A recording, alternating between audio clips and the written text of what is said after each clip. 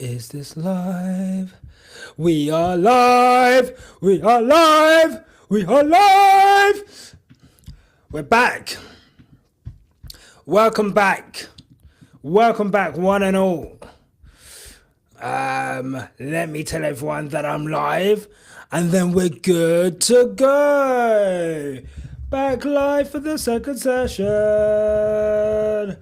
Afternoon. There you go. Bang. Pop the link in there like that. Bang. Gotta let them know like that. Bang. Oh, man. What a day.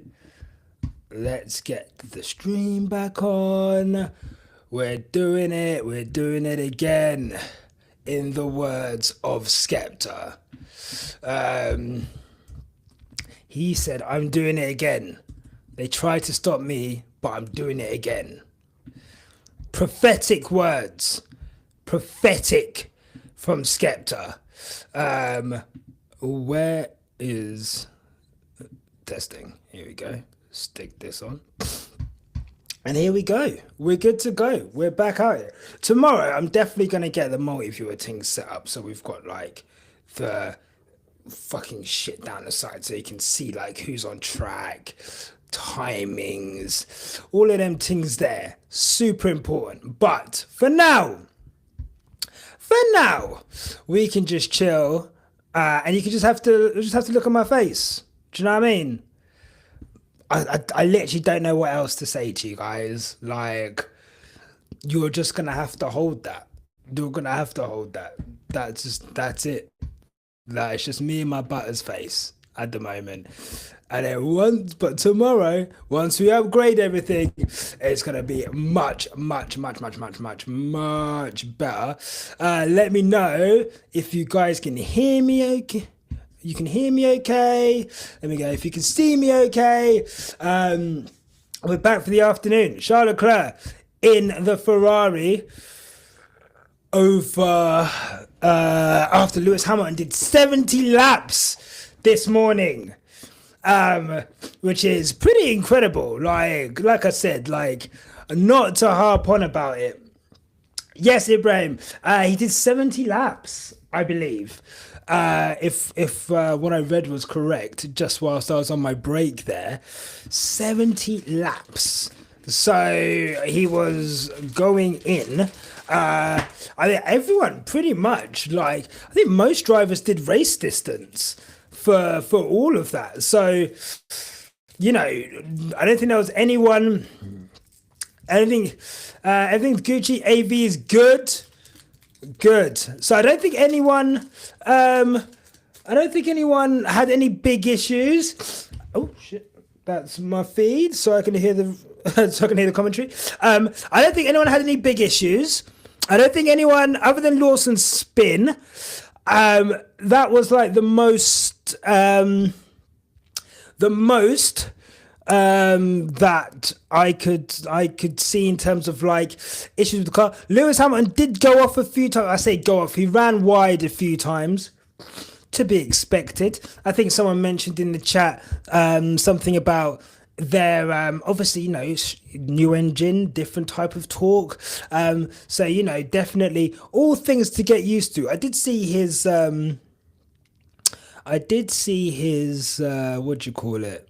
What is it called? His steering wheel looks pretty similar to the one that he had at Mercedes, and we saw when he was doing the practice start, he still had the overhand grip on there. So it hopefully the steering wheel aspect isn't that big of a gap between where he was before and where he is now.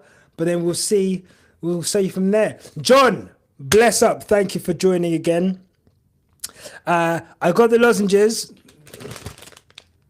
Got some lozenges. The vape's in the bin. I got told off for vaping, so I had to put that in the bin. It would probably make sense, to be honest, if you're gonna be on a stream for like 4 hours. Probably don't vape. So there's that. And I've got some honey and lemon soothing menthol lozenges. They were very nice. They're very, very nice. I look forward to them making my views. But, you know, honey and gravel. we'll look out for the acoustic album coming from Quickstop anytime soon. V Speed, how's it going? Yo, yo, yo! We're so back. We're so back. Can you believe it?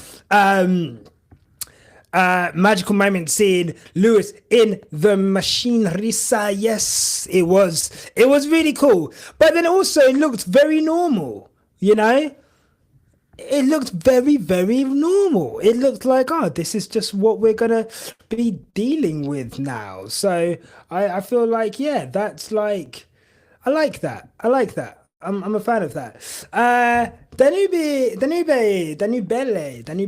that how you spell it? Danube? Hello. Lovely to see you here. Welcome. I hope you're all good. Hope everything's okay. And here we are. Second day of testing. It looks windy as fuck out there.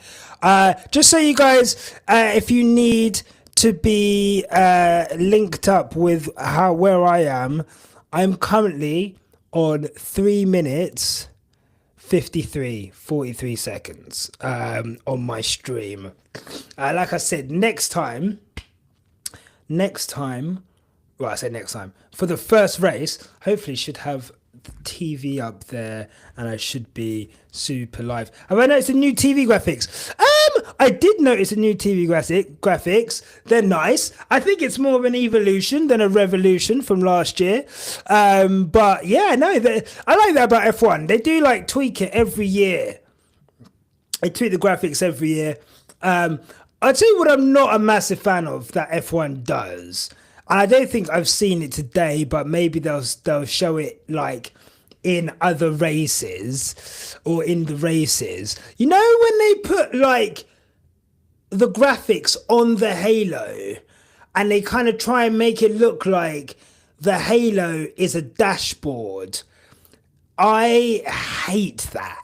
I genuinely, every time I see that, I rock, because it's just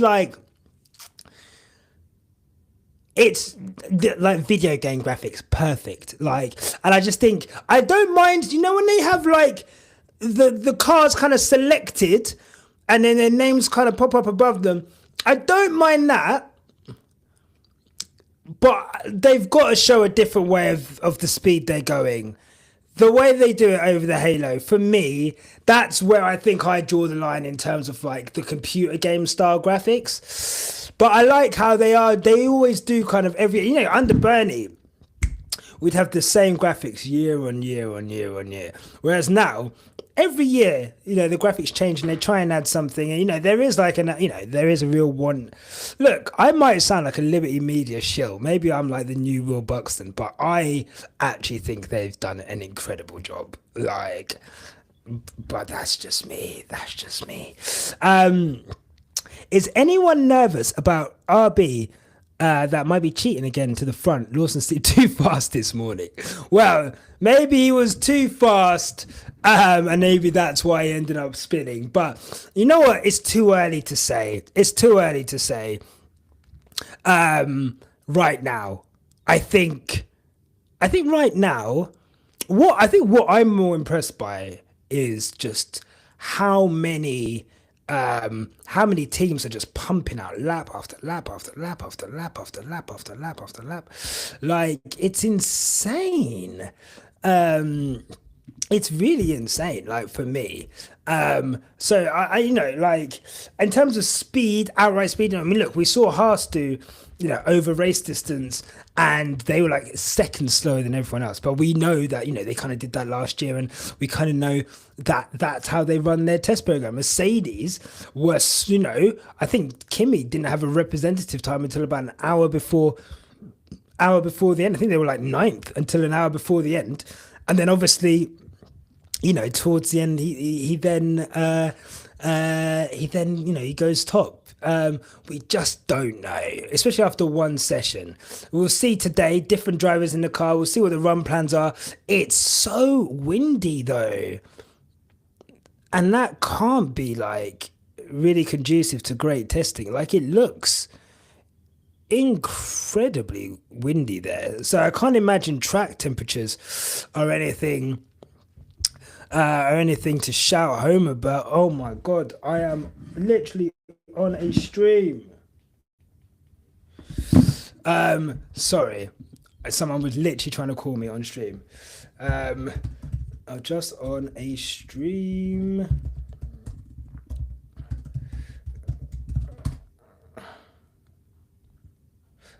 Will be done at 4. So yeah, let's see. But in terms of pace, like I don't know. I don't know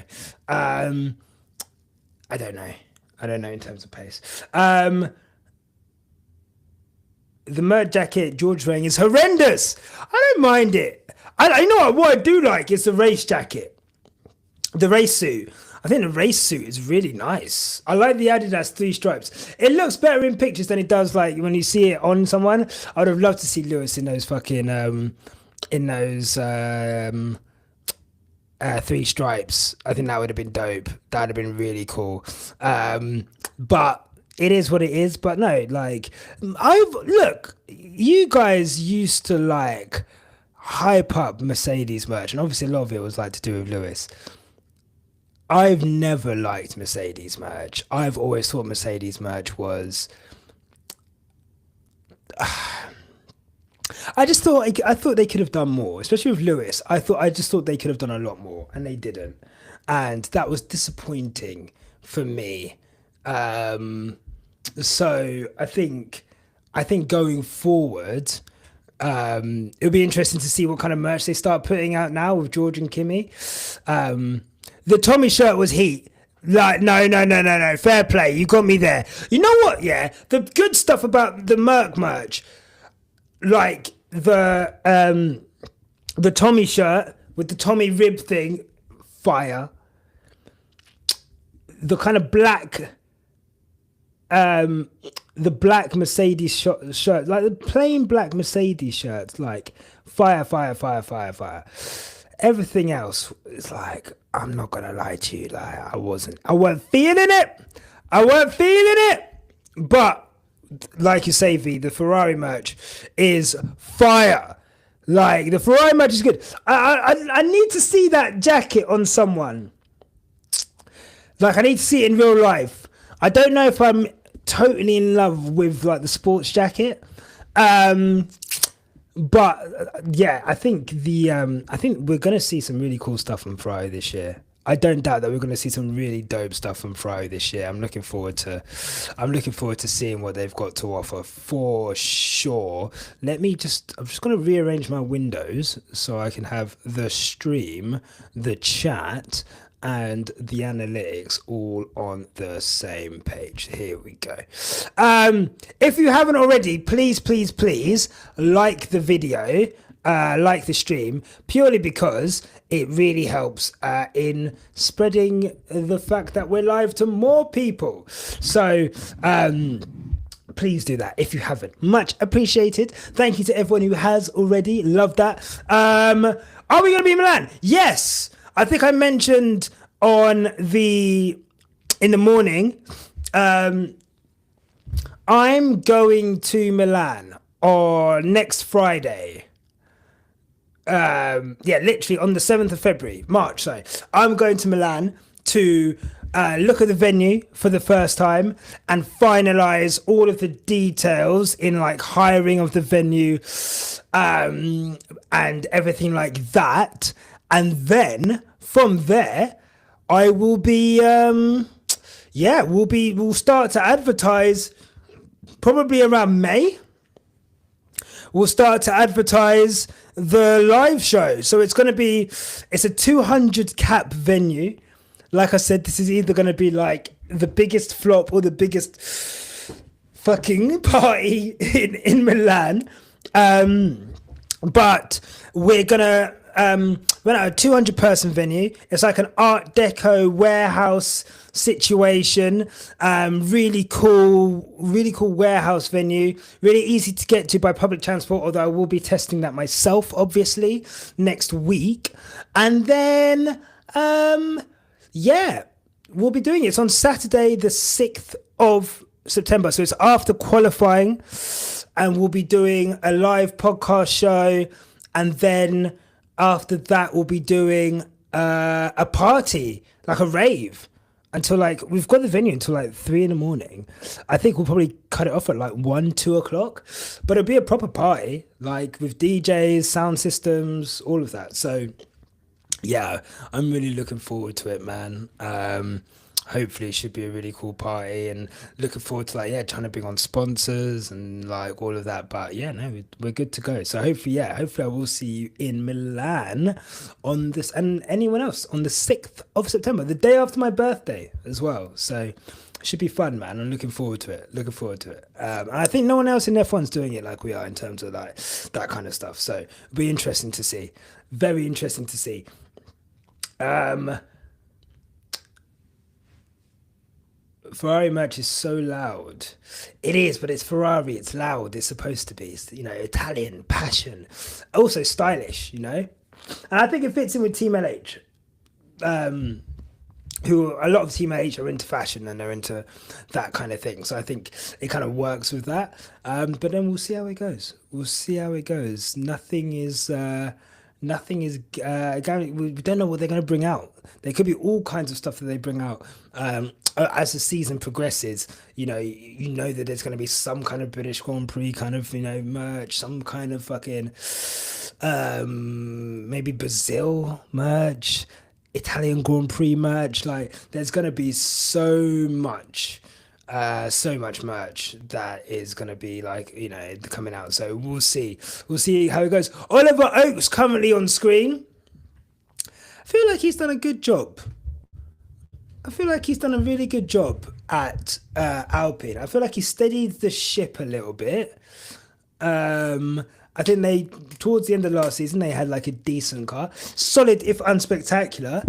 But compared to where they were at the beginning of the season, I guess we'll see. It's his first full season, but it's cool to see young talent. I think I think he's earned his stripes in the junior categories. So I think it's quite cool that he's got the call up to Alpine. It's a shame they're not going to do their own engines though. Like Renault pulling out of engines is bad.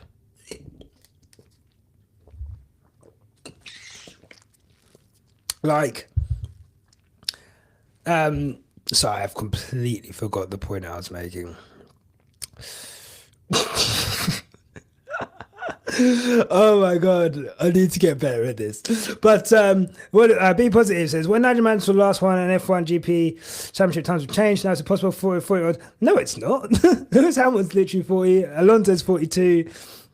They could win it. If Ferrari's quick enough, it's probably easier now for a 40-year-old to drive a Formula One car than it was in 1992, if that makes sense. Like, I know what you're saying, like, but yeah. That's what I was talking about. Thank you, John. Alpine, yeah. Because then they got the worst engine in the powers that be, don't want to invest into Alpine outfit. Yeah, I think, it's nice to see new blood coming and do well. I'm going to search his name now because I always say it wrong. I don't want to say it wrong. But the Haas team principal, his name is Ayo Komatsu.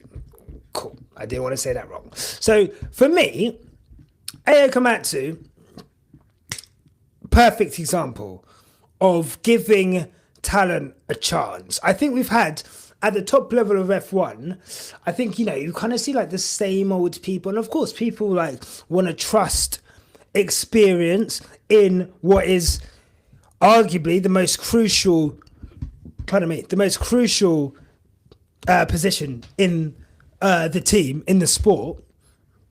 The leader of the team, essentially, the sporting side of the team. You want someone with experience in there. You want someone who's a safe pair of hands. But it's been cool to see Haas go with Ayo Komatsu, obviously Ollie Oakes at Alpine, and both of them doing relatively well. And I think you're right, John, in terms of Alpine. Like I said, it's such a shame that they're dropping out of the constructor, in terms of being an engine manufacturer. It's such a shame. It's crazy that a team like Alpine would not go with, would not build their own engines. I just think that's insane. To like buy engines off Mercedes, but you're Alpine, like it doesn't make sense to me. So I think given the and both of them actually, if you look at Ollie Oaks and if you look at Ayaka Matsu, if you look at the budgetary constraints that they've both been under, I think for them to have made what they've made with the little they've got, I think that's really good. So, I think more of it. I think good. We've got more rookies on the grid this year. Love that. Felt like we were just going around the same 24 drivers, like on the grid. Um, and it's good. I think that's good, and I think it's also good if we've got new team principals coming in. We're looking at people like Jonathan Wheatley leaving. I can't remember where he's gone to. Where has he gone, Jonathan Wheatley?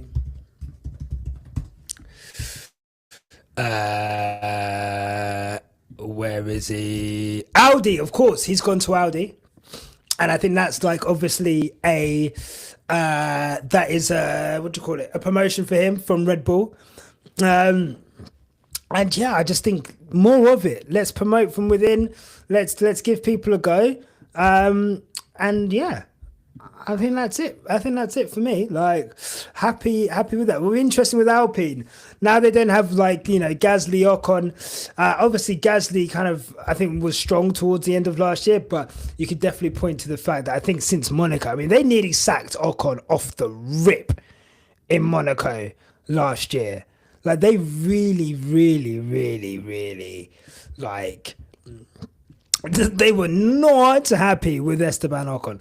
So I think for him, I think it'll be a breath of fresh air. I think that moment when they both got on the podium, can't remember which race, want to say Brazil. I thought that was really cute and a way of and a nice way of ending that partnership. And I think it'll be good to see again. We're talking about Haas and we're talking about Alpine. I think it would be good to see where they both, where these two end up. Alpine finished strong last season. Obviously, Haas have a strong car. I feel like those two teams are going to be in and around each other. So, there's every opportunity for Esteban Ocon and Pierre Gasly to be sharing the same piece of tarmac yet again, despite being in separate teams. Maybe that's something to watch. But yeah, I think it'll be interesting to see how both of those teams move forward, how Alpine move forward, how Pierre Gasly does now. He's a team leader in that team. He's almost, he's made his position kind of safe in Alpine now. I think he showed flashes of that midfield brilliance that we saw when he was at Toro Rosso, I think they were still called then. Were they called something else? But that 2021 season, I think he was probably the best of the rest in that midfield. Sergio Perez aside, maybe. So yeah, be interested to see how Pierre Gasly pushes on, and it'd be interesting to see who in that midfield stands out. After Sergio Perez's crash in Monaco and the Cranes used to lift the car, teams saw the flaw and copied the flaw, and that's why McLaren became good so fast. Yeah, that's yeah. Look, well, also they had a B-spec car coming anyway, but I think everyone getting to see that flaw. But to be fair, I feel like they'd maybe seen the flaw beforehand. But Red Bull went backwards like quickly. Like Red Bull fell off a cliff. And they say it wasn't to do with any kind of directive or whatever, but yeah, it's just it's just insane how much they fell off. OG London girl, big up. How rude of work to fucking. Do you know what I mean? Do they not know it's F1 testing? Do they not know that? Unbelievable! What an absolute piss take. But here's look, another one of the rookies out in that gorgeous V Cub, Isaac Hadjar. Again, it's just nice for Red Bull. I mean, I know they bought through Lawson, but it just felt like I just found it really weird that Red Bull were hiring drivers like that. V Carb were hiring drivers um, who were not rookies or not people coming up in the game. Like that's the whole point of having a feeder team. But then you're putting people in a feeder team who've like Daniel Ricciardo should have been nowhere near that V Carb, and the only reason they put him in there was so he could prove that he was worthy of Checo's seat, and he had an even worse season than Checo. Like so bad to the point that he couldn't even finish the season. You know, that's not great. But so yeah, looking forward to see what Isaac Hadjar does. I know there's people who I know who watch Junior Series, who rate him very, very, very, very, very highly. So it'll be interesting to see how he does against Yuki Tsunoda. I don't imagine he'll beat him, but it'll be interesting to see. He's very exciting. Very excited to see how he does. Gary, hey, how F1 and F1 media dance around the Red Bull scandals and underhand tactics. It's interesting with Red Bull, isn't it? I think I was talking in the morning about Red Bull, how they've gone from like the underdog to they've almost gone from not the bullied to the bullier, but they've gone from like the underdog, and it's almost as if they now believe their own hype. And when people, they're like really bad winners for me, given everything that surrounds them. Every year there's something to do with Red Bull. For the last 4 years, every season you can point to something Red Bull have done, which whether it's one of the driver doing something mad, whether it's the team principal doing something mad, whether it's a team in some way falling foul of some kind of directive, like every season something along those lines, something has happened.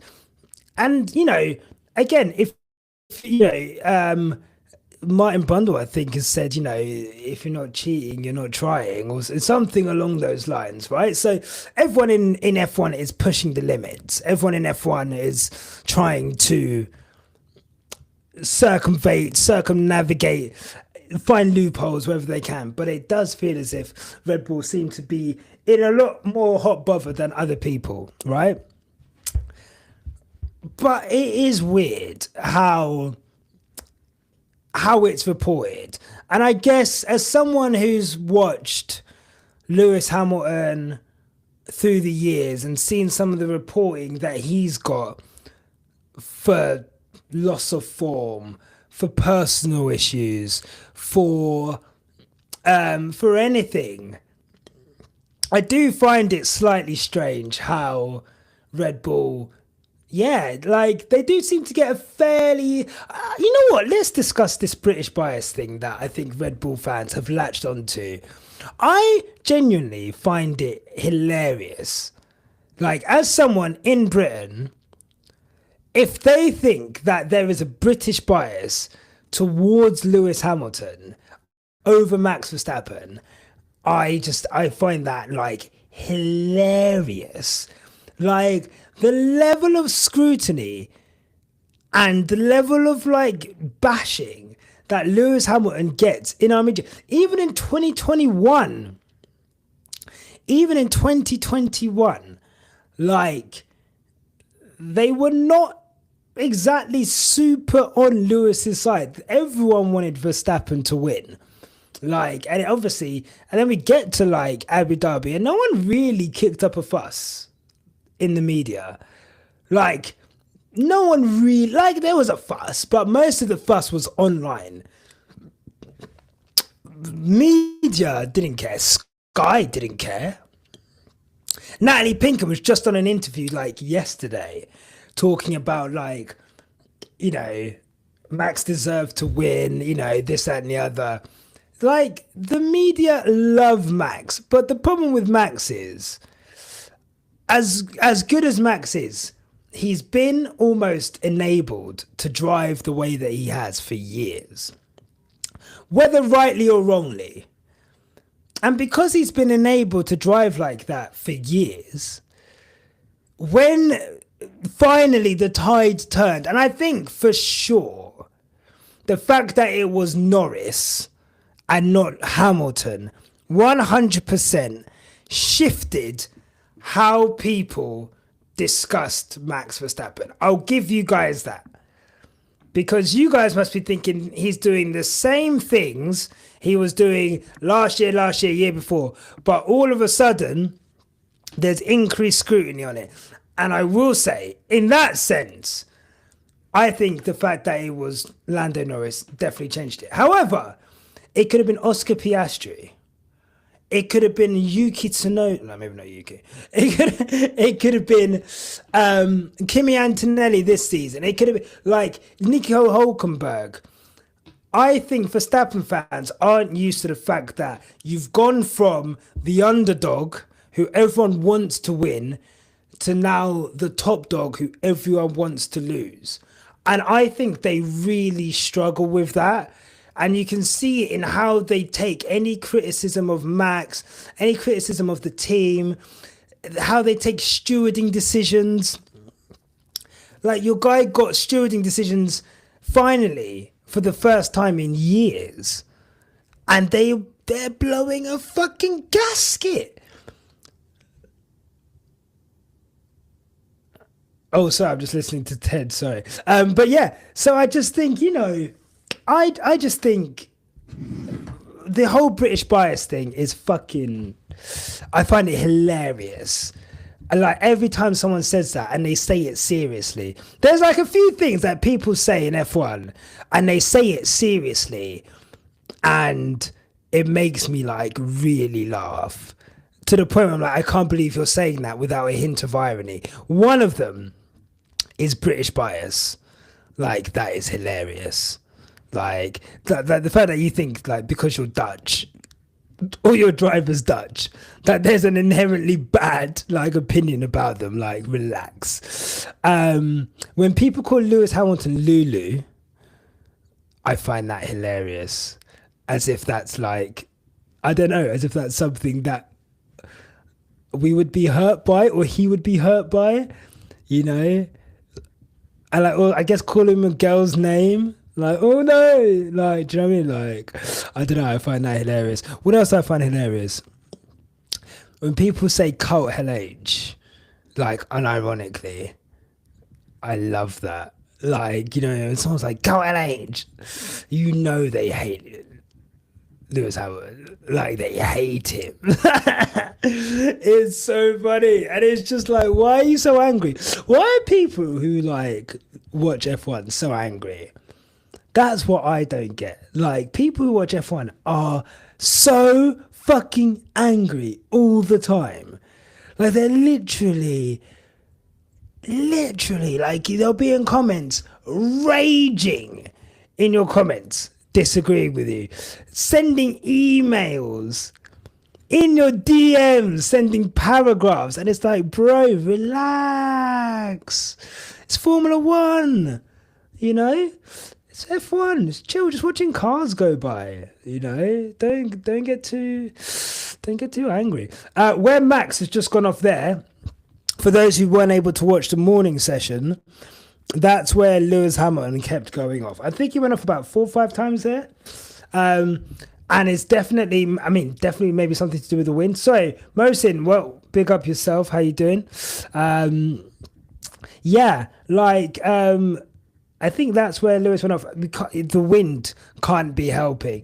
We're definitely seeing like the wind effect when they're going through that corner and kind of picking up understeer mid corner and going wide, specifically at that corner.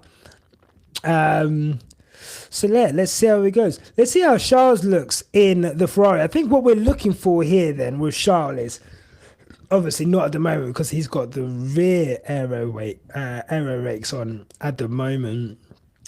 So we're not going to be looking at any kind of super conducive times with the aero rake on.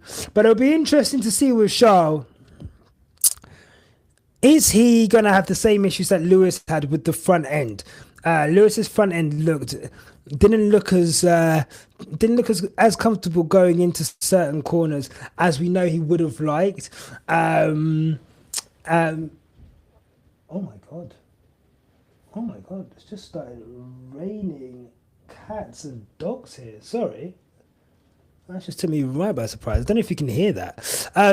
But yeah, it'll be interesting to see how comfortable Charles is. Obviously, times are not going to be representative. We're not looking at times too much, but just looking to see how comfortable they are. Lewis looked relatively comfortable. Were there any quotes from Lewis? Let's see if there's any quotes from Lewis. Have they interviewed him? Now he's out of the car. Help me escape this feeling of insecurity. Oh my god. You know what though? I'm not gonna lie to you. I've just seen a picture of the silver jacket again. That's kind of hard, guys. I actually think, I quite like it. I'm not gonna lie to you. I think I quite like it. Um, So I'm just reading something from BBC from Chris Medland, who says, just before lunchtime, there were some interesting signs of relative performance at the tricky turn 11.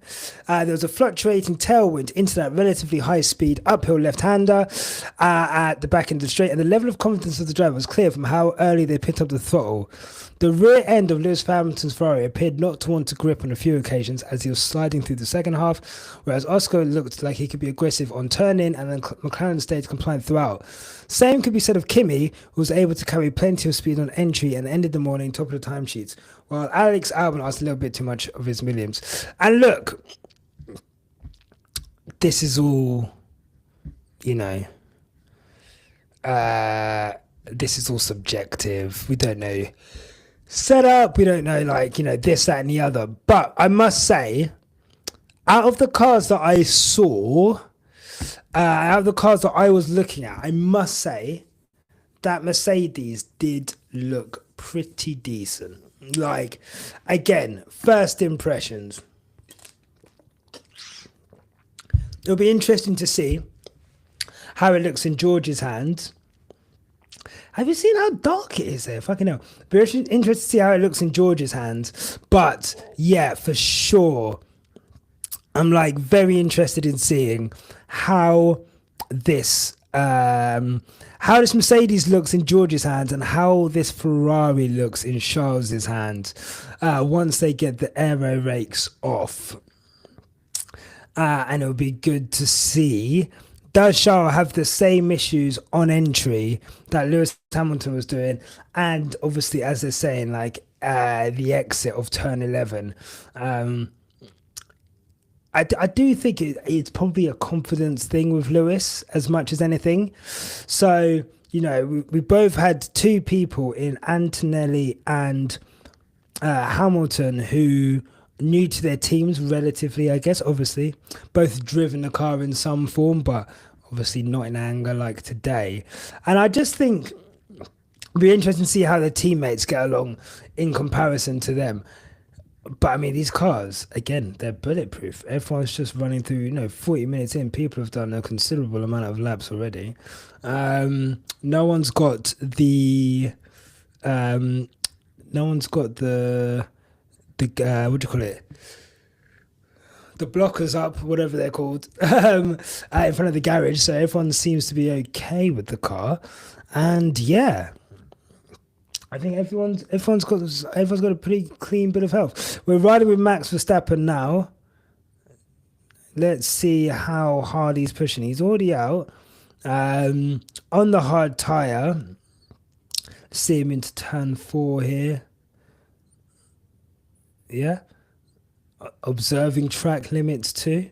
At the infamous turn 4, everyone remembers 2021. Can't overtake there, bro. But again, like this is the first time I've been on board with the Red Bull in Max Verstappen's hands. Doesn't feel like he's ragging it. Like, do you know what I mean? Definitely feels like still bringing it up. See, I don't know if he's still got any like error rates on the rear or anything. Um, let's see. This is where he got caught out earlier. Seems to be fine. And yeah. Oh, 0.82 quicker than Antonelli. So maybe he is pushing. Here we go. Are we going to have a new leader at the top of the timing sheets? Into the last couple of corners. There you go. That was not even really like a corner race to the line. Are we looking at a new leader? No! Ugh. 0.016 off on hard tyres. I think Antonelli's was on mediums, no? So interesting to see. Red Bull. Oh, let's listen to Ted.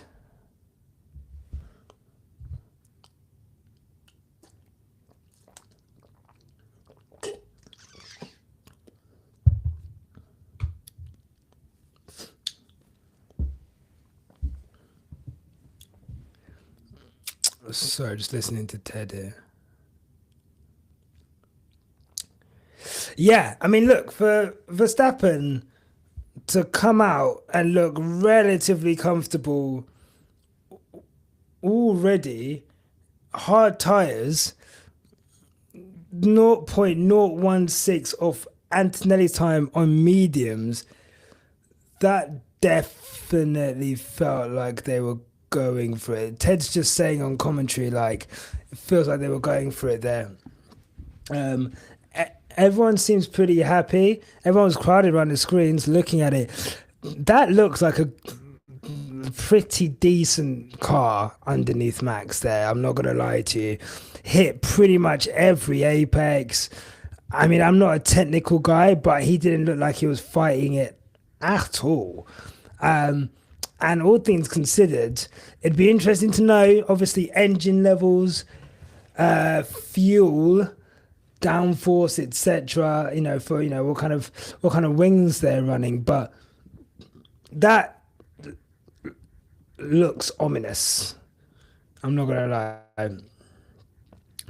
That looks not ominous, but it just looks like, you know what, they've got their shit together.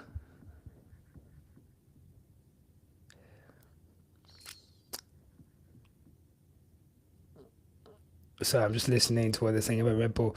So yeah, I mean, look, Red Bull.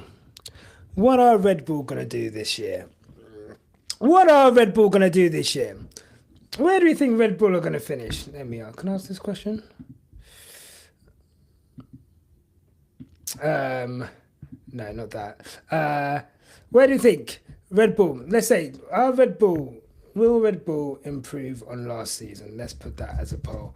Will Red Bull improve from last season? Yes or no? Because it's interesting. Like, what are they going to do? You'd hope that Liam Lawson will be better in the car than Sergio Perez. 2 seconds. I'm gonna get to it. Liam Lawson's gonna be better. You would expect them to get on top of their car. But I don't think we're looking at a Red Bull here that is going into this season as the quickest car. I don't even know if we're going into them. I was going to say, I think we're looking at them at the very best in third. I can't personally see them any higher than third. I think as well, knowing Red Bull, I think if they're not really out for race wins, I think they're going to I think they're going to give up. on this season pretty quickly and switch everything to next season, especially because there's no Adrian Newey. They've got a relatively junior team there. I think this is going to be the first car without Adrian's. I mean, Adrian's footprints are more on it than maybe, but 2026 is you know likely to have minimal influence on that car. It'll be interesting to see if Red Bull do just switch completely to 2026. I think they will. And if that's the case, whoa, round we go from Isaac Hadjar. Where's that? Oh, God, that's a weird place to lose it. That's a weird... so let's see how it goes. But I don't know. I think you're right, Mohsin. Like, you know, we're looking at we're looking at them. I think, yeah, them and Merck. You know, but obviously, look, we've seen Antonelli there at that time. I do think there's a little bit of glory run in that Antonelli lap. I'm not gonna lie. Although the car did look fairly steady. I do think they do want to obviously hype Antonelli. I can't imagine Mercedes making that big of a leap over winter from really not understanding their car at all to like being a front runner. So look, if that means more George and fucking Max going at it week after week after week after week after week, then I'm on it. Give me that. If Mercedes and Red Bull are equal in place and they're fighting, and even when they're fighting, it means they're fighting over last podium places or whatever, with the bad blood between Max and George, give me that. I need that. You know what? I can get a gunshot real quick. Don't piss me off. Let me get the gunshots going.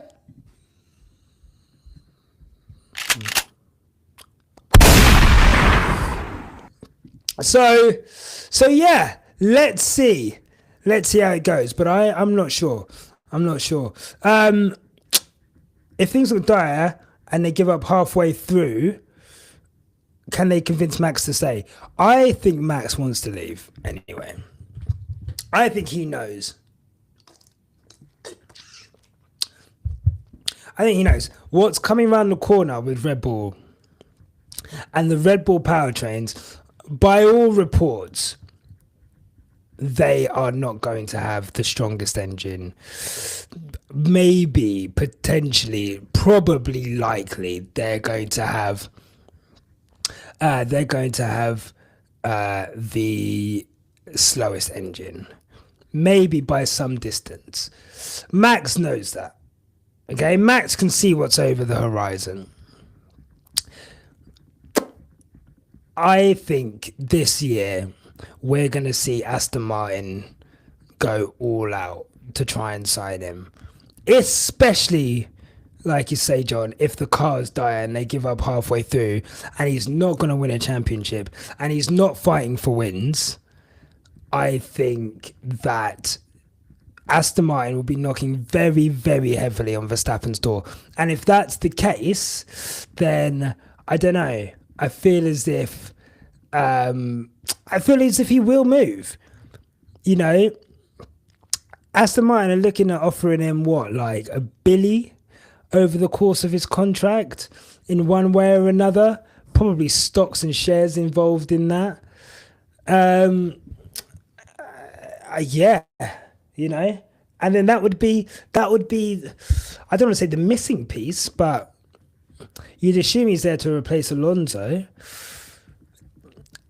Yeah, is Max Verstappen £1 billion more than Fernando Alonso? Like, is the change from Max Verstappen to Fernando Alonso worth £1 billion? Maybe, you know.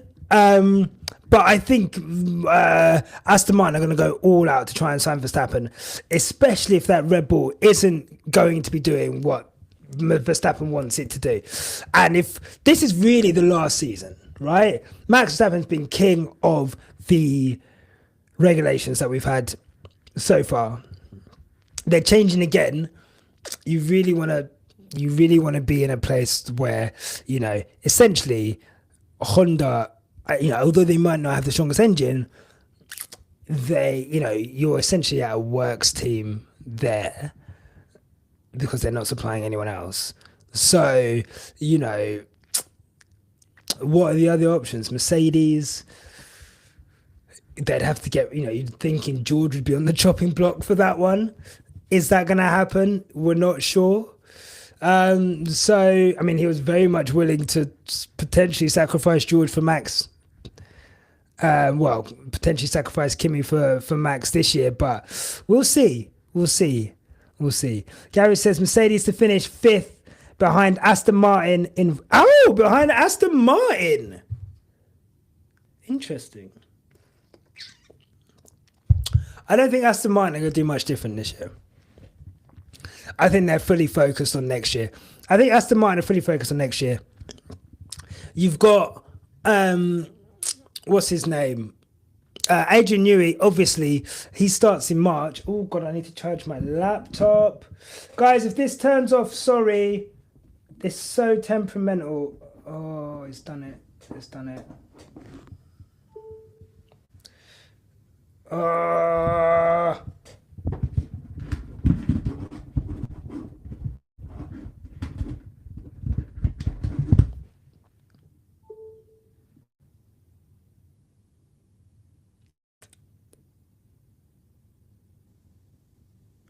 So jarring.